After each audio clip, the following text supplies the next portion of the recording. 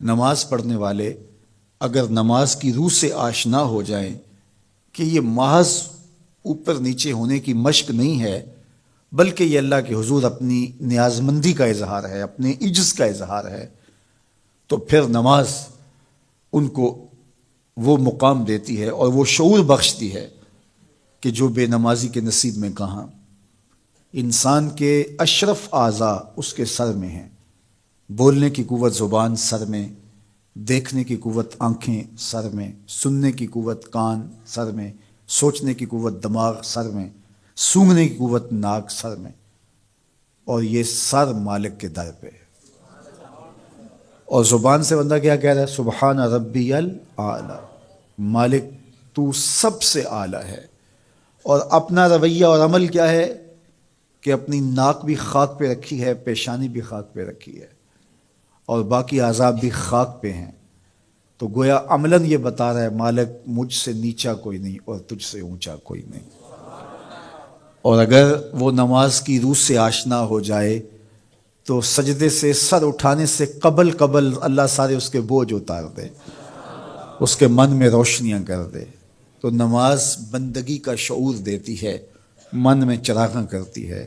اللہ کے حضور جھکنے سے بندہ ایسا بندہ کامل بن جاتا ہے کہ پھر وہ کسی اور کے آگے نہیں جھکتا۔ تو اپنی اولاد کو نماز کی محبت دو، نماز کی ترغیب دو، نماز کی عادت دو اور نماز کا حکم دو، اور ان کی عادت راسخ ہو جائے، طبیعت میں پختگی کے ساتھ نماز کو اختیار کرنا ان کی طبع میں جم جائے۔ نماز ان کی طبیعت میں نظم پیدا کرے گی، ان کو نظم و ضبط کا پابند بنائے گی، اور ان کی صحت کی ضامن ہوگی، اور ان کے باطن کی طہارت کا سبب اور ذریعہ ہوگی۔ اس لیے کہا کہ اللہ کے حضور جھکنا نہ بھولنا اور نماز قائم کرنا۔ نماز کا تعلق اپنے آپ سے ہے کہ وہ اپنے آپ کو سنوارتا ہے، تقرب اللہ کے لیے اس کی اپنی عملی کوشش ہے۔ بندے اور خدا کا ایک ربط ہے نماز۔ اسی طرح یہ خیال کہ میرا مالک مجھے دیکھ رہا ہے، اس سے بھی تہذیب نفس ہوتی ہے، باطن کی تربیت ہوتی ہے۔ انسان ایک حصار میں آ جاتا ہے، ایک پہرے میں آ جاتا ہے کہ میرا اللہ مجھے دیکھ رہا ہے، اور پھر وہ قدم پھونک پھونک کے رکھتا ہے۔ وہ اچانک لوگ بیٹھے ہوئے ہوں نا، تو آج کل یہ سوشل میڈیا کا زمانہ ہے، تو کوئی کیمرہ سیدھا کر لے تو ایک دم مرتب ہو جاتے ہیں، اس لیے کہ اب ہماری تصویر آنے والی ہے۔ یا کوئی کسی کو کہے کہ جناب آپ لائیو جا رہے ہیں، تو وہ بالکل اپنی حرکات سکنات منظم کر لیتے ہیں، کپڑے سیدھے کرنے لگ جاتے ہیں، اس لیے کہ ہم لائیو جا رہے ہیں۔ وہ لائیو چاہے 5 آدمی دیکھ رہے ہوں، چاہے 10 آدمی دیکھ رہے ہوں، لیکن پھر بھی چونکہ ہم لائیو جا رہے ہیں تو اپنی حرکات سکنات مرتب کر لیں گے، منظم ہو جائیں گے۔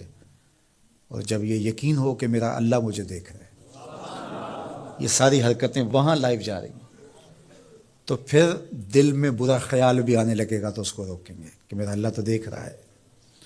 پھر بولی بھی مرتب ہو جائے گی، پھر رویے بھی مرتب ہو جائیں گے، طرز معاشرت بھی منظم ہو جائے گا، آنکھیں بھی نہیں بھٹکیں گی، خیال بھی نہیں بہکیں گے، سوچیں بھی آوارہ نہیں ہوں گی، چاہے آپ بند کمرے میں کیوں نہ ہوں، پھر بھی منظم رہیں گے، اس لیے کہ میرا اللہ مجھے دیکھ رہا ہے۔ تو یہ یقین زندگی کو منظم کرتا ہے۔ تو اس کا تعلق بھی انسان کی ذات سے تھا۔ نماز سے بھی تہذیب نفس ہے، اللہ سے تقرب حاصل ہوتا ہے۔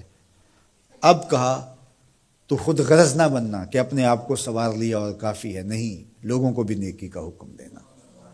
وامر بالمعروف ونہا عن المنکر، لوگوں کو نیکی کا حکم دینا اور برائی سے منع کرنا لوگوں کو، یہ مومن کی زندگی ہے۔